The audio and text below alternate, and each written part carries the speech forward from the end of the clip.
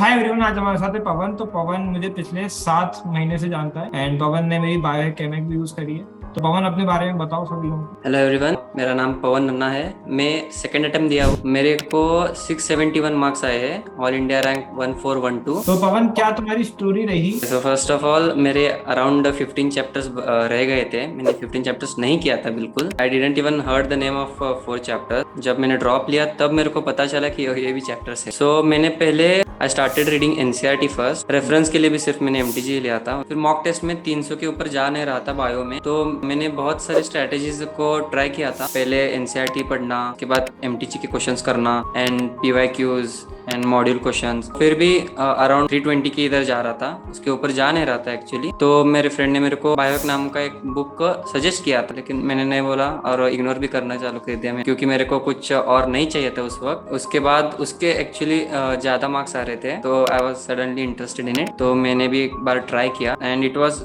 Actually very good. NCERT से कुछ पढ़ोगे हो जाएगा कॉन्सेप्ट्स क्लियर, लेकिन नीट में वैसा नहीं रहता।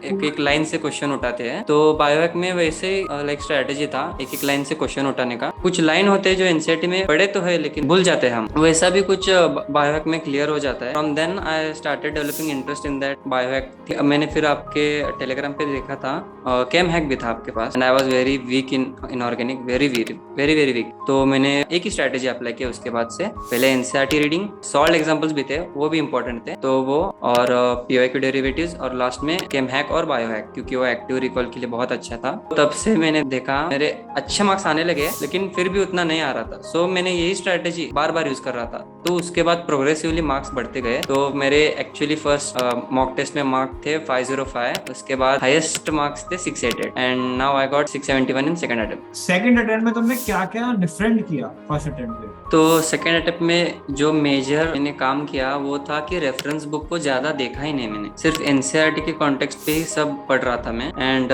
माय फ्रेंड रिकमेंडेड कि एनसीईआरटी ही कर ले, उससे बाहर का कुछ आता भी नहीं है। तो मैंने पहले लाइक पेपर्स का प्रिंट आउट निकाला था 2016 के बाद का, तो देख रहा था 95% क्वेश्चंस तो एनसीईआरटी से आ रहे थे और कुछ तो क्वेश्चंस डायरेक्ट सॉल्व एग्जांपल से आ रहे। I was getting interested in NCERT, so I solved everything in the NCERT, all there is to have. So that was the major different thing I did in the drop year. Biohack और केमिक ने तुम्हें कैसे कैसे help करी? केम hack से तो मेरा inorganic perfect हुआ था। Like inorganic is like a volatile subject, भूल जाते हैं trends and all. Came hack से अच्छा रिकॉल हुआ, और बायो हैक में एक एक लाइन से क्वेश्चन जो आता है उसमें मेरा बहुत हेल्प हुआ। That was a major thing about bio hack. और इम्पोर्टेंट थिंग था कि कुछ रह जाता है रीडिंग करते वक्त एनसीईआरटी से, वो भी कवर अप हो जाता है। That was very good. मैंने एक रेफरेंस बुक रखा था और एक बायो हैक, मोस्टली बायो के लिए। तो रेफरेंस बुक से मोस्टली क्वेश्चंस हम सॉल्व करते हैं एक एक टॉपिक के ऊपर, और बायो हैक के ऊपर हम पूरा चैप्टर क्वेश्चंस के आधारित रिवाइज कर देते हैं, वो भी एक्टिव रिकॉल के साथ। लाइक सिर्फ रीड नहीं करते, हम आंसर करके दिमाग में रख लेते हो information. That helps in memorising